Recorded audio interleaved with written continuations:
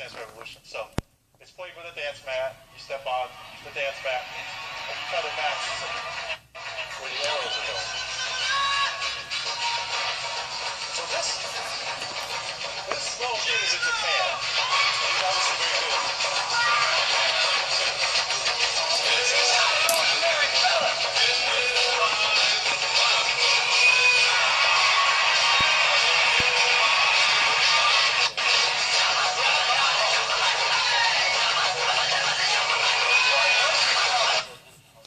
Okay, so there you go.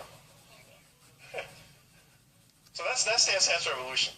And the reason we decided to be in that business was we were actually renting games through our game rental service at the time that were Japanese games.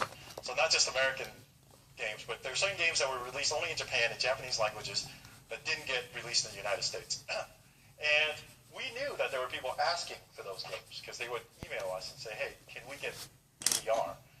And once they started renting DDR from us, they couldn't get these dance pads anywhere. And the game is not the same if you don't play with dance pads. So they asked us, can we get dance pads?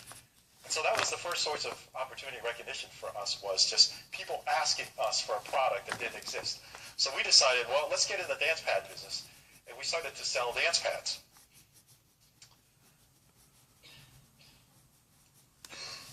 And literally, when I say we started to sell dance pads, we found out where dance pads were being manufactured, mostly in China, and we bought them when we brought them to the United States, and we resold them.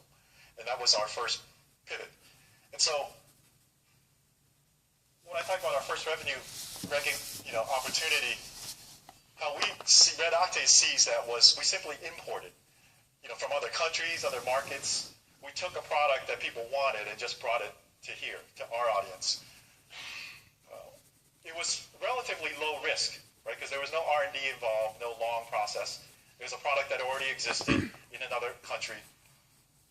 And what we did with it, however, that was helpful for us was we needed to prove that there was a market. We were a small company. We didn't have the resources to do a lot of market research. We didn't have a lot of experience at the time in the industry. We're a relatively young company. So we had to prove to ourselves that there was a market in this Dance Dance Revolution game business. And that's what this served for us. So we just simply imported was our first opportunity that we seized upon. So there we are. We're now in the Dance Dance Revolution dance pad business, and looking around trying to figure out what we're going to do. So the next thing that we did was we looked at customer emails from our customers that were coming in. And a lot of them were complaining about the quality of the dance pads that we were buying from China and selling them. So they were breaking down, they didn't work properly. So we simply took their complaints, and a lot of these guys had very intelligent complaints that would actually tell us how to fix the problems that were in existing products. And we took them and we embedded them in new products. So we started creating our own dance pads, and we started improving upon those dance pads. And as a result of making better products, we were able to increase the price and increase our margins through the process. And perhaps most importantly for the company, we started to develop a line of products where we put our own logos on the products and started to brand our company within this industry. And that's what we became known for a while, was a maker of very high quality dance pads. Our next step after making the dance pads was to look at, well, what else could we do?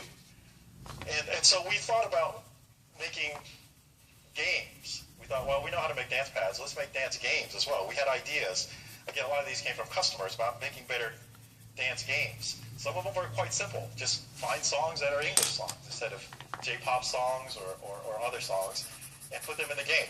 And so we started to work on a game, which was our first product, video game product called In the Groove.